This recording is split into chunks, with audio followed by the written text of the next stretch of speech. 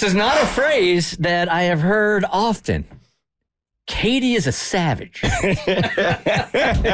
Too nice to be a savage, man. That's what I thought. And we came up with a new segment, by the way. Is she savage or is she savvy? Savage or savvy? Okay, Yes. I like that. Is she savage or savvy? And I think it's fitting for what I'm about to say. Because, yes, there are times on our podcast in the moment where Keity will have some edgy opinions to where I'm looking at her like, I'm in such shock. I did not know you thought this way. There was one a couple of weeks ago on In the Moment, that's the name of Mo's podcast, where you were saying like, nah, don't give that kid a break. She's 11 already.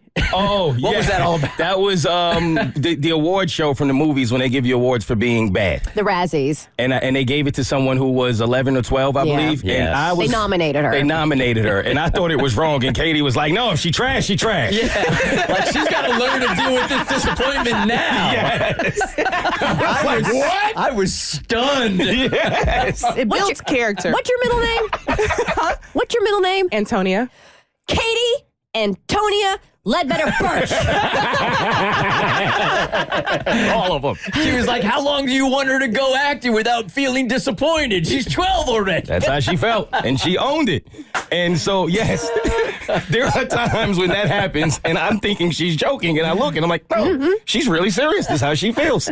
And so this happened the other day when I guess it's kind of a spoiler alert, but not really. I'm not going to go into like what happens in the movie, but just the premise of the movie for the movie called Knock at a Cabin. So basically, imagine you find yourself in this scenario and think about what you would genuinely do.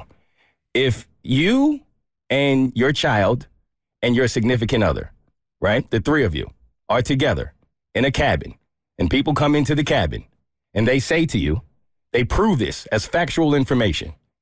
One of you has to take the life of one of you, or the entire world is going to end.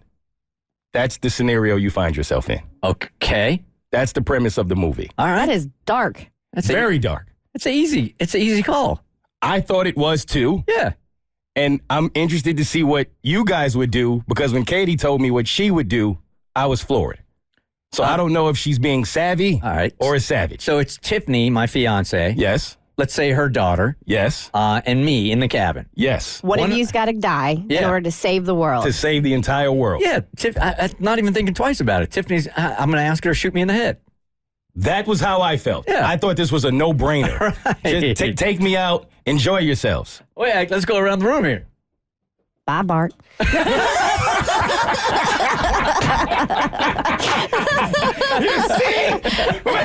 We're going to miss it. 5 more years on me.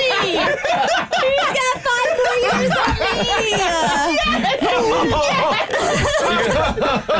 You guys are going to miss your husband, huh? Yes, I am. I don't want to die. I mean, I don't want him to die either, but I mean, somebody's got to die. I was so taken aback by how easily Keity came to that conclusion. It was the same exact way. Like, she didn't think twice about it. So, my wife got to go. Bye. And I was like, Keity, think about this for a second. She didn't want to think about it at all. This would be an easy decision for her. No, because I'm mommy number 1, so I'll take care of our daughter. We'll be fine. How do you know you're mommy number 1? That's What what I makes you asked her. mommy number 1? Exactly that. Because I created the scenario for the basis. I'm mommy number 1. I'm the better mother in this scenario. If my wife has to go, that's because she's probably mommy number 2. So, This is nasty. No. as mommy number 1, leader here, okay, I can probably take care of our child more. And then I would just think of something that wifey did to piss me off, and it would be easy. And bye. And, we'll miss you in the arms of the angels. So, The arms of the angels fly away. I'm taking myself out. Yeah, of course. It was like a no-brainer to me. I thought that would be everybody's answer. Yeah, well, it's a little more complicated because ours has some sexism built in. I think so. Right. I think that's what I've learned. So say you're gay and it's your husband. Like, is it going to be you or your husband? I don't know, man. I would imagine I would feel the same way. Like, there's no way I could sit there and say, take somebody out that I love that much. Because I wouldn't be able to live with myself anyway. So I do think that you would have to have the debate, the very uncomfortable debate, like who is the more capable parent? Oh, well, then I've got to go. Right? I I am mommy number right now. So that gets you some points. Yeah, but if I don't know how to cook the bread, what's the point of having it? You could pay someone to do it. Oh, that's true. Got you. That is a really interesting question, though, because you Fascinating. guys would have to ask each other, like, okay, who is our child in better hands with? And then as soon as it's answered, bam! Yeah. There it is. It's Oh, it's over. been nice knowing y'all. It's interesting because before kids, I'd be like, yeah, 100% take me. But now that kids are involved, I'm like, but I want to stay. And then I can spread the gospel of Bart and what he did to save the world. Gospel of Bart. Praise be. Way to turn it I'm into gonna a tell you a positive. story, man. Yes. Wow, that is messed up. Y'all are messed up for that. Surprising, though. The podcast is called In the Moment. You can check it out anywhere you listen to podcasts. The Bert Show. Like what you just watched? Well, you can get way more of The Bert Show on Apple, Spotify, Stitcher, or wherever you get your favorite podcasts.